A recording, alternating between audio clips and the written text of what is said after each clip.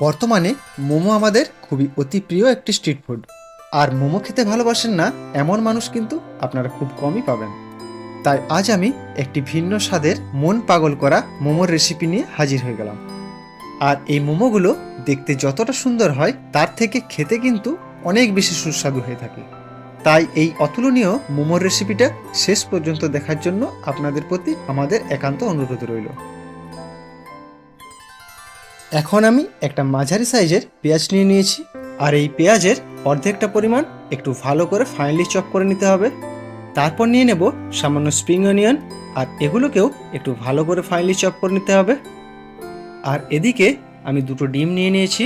এবার এই ডিম দুটোকে ফাটিয়ে নিয়ে এই বাটির মধ্যে নিয়ে নেব, আর তাতে সামান্য লবণ দিয়ে একটু ফেটিয়ে নেব।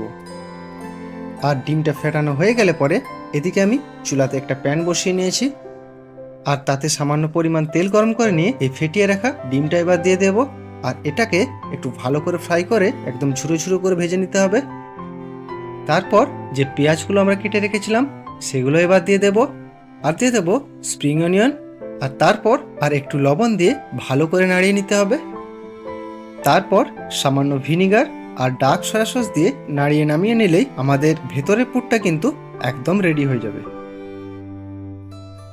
এদিকে আমি কিছু মোমো স্ট্রিট আগের থেকে বানিয়ে নিয়েছি। আর আপনারা যদি বাড়িতে না বানাতে পারেন তাহলে ডিসক্রিপশন বক্সে গিয়ে সেই ভিডিওটা দেখে নিতে পারেন। এরপর একটা ছুরি দিয়ে মাঝ বরাবর কেটে নিয়ে অর্ধেকটা পরিমাণ করে কিন্তু কেটে নিতে হবে। তারপর এর থেকে একটা সিট নিয়ে এই উপরের দিকটায় সামান্য জল লাগিয়ে নেব, আর একটা চোঙাকৃতি শেপ বানিয়ে নেব। আর তার মধ্যে যে পুরটা বানিয়ে রেখেছিলাম সেটা থেকে সামান্য পরিমাণ দিয়ে আবার একবার ধারগুলোতে জল লাগিয়ে দেব। আর ঠিক সিঙ্গাড়ার মতো করে মুড়ে নিয়ে একটা কাঁটা চামচ দিয়ে চেপে চেপে এইভাবে একটা খুব সুন্দর ডিজাইন বানিয়ে নেব। আর এইভাবে কিন্তু আমি সমস্ত মোমোগুলো পাকিয়ে নিয়েছি। আর এদিকে মোমোর জন্য একটা চাইনিজ স্যুপ বানিয়ে নেব। তার জন্য আমাদের প্রয়োজন পড়বে সামান্য রসুন বাটা, সামান্য লঙ্কার গুঁড়ো, অল্প চিনি, সামান্য স্প্রিং অনিয়ন, 1 চামচ ডার্ক সয়া সস, 1 চামচ টমেটো কেচাপ। আর এদিকে চুলোতে একটা প্যান বসিয়ে তাতে সামান্য তেল গরম করে দিয়ে দেব 1/2 চামচ থেতো করা ধনে। তারপর ভালো করে তেলটা গরম হয়ে আসলে এই পাত্রের মধ্যে দিয়ে একটু নাড়িয়ে নেব। তারপর চুলার উপর এবার একটা কড়াই বসিয়ে তাতে পর্যাপ্ত পরিমাণ জল ভালো করে গরম করে নিতে হবে। আর যে মোমোগুলো পাকিয়ে রেখেছিলাম একটা একটা করে দিয়ে সমস্তগুলো এই জলের মধ্যে দিয়ে ভালো করে কুক করে নেব।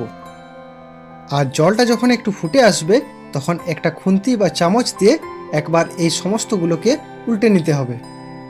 তারপর এই ফুটন্ত জলের থেকে 1 ডাবু পরিমাণ জল নিয়ে এই পাত্রে দিয়ে একটু নাড়িয়ে নিলেই মোমোর জন্য স্যুপটা কিন্তু আমাদের একদম রেডি হয়ে যাবে। আর মোমোগুলো ভালোভাবে কুক হয়ে আসলে এই পাত্রে দিয়ে গরম গরম পরিবেশন করতে পারেন এক ভিন্ন স্বাদের মোমো। আর এই মোমোগুলো দেখতে যতটা না ভালো লাগে খেতে কিন্তু এর থেকে অনেক গুণ বেশি সুস্বাদু হয়ে থাকে। তাই একবার হলেও অবশ্য কিন্তু বাড়িতে বানিয়ে ট্রাই করতে পারেন।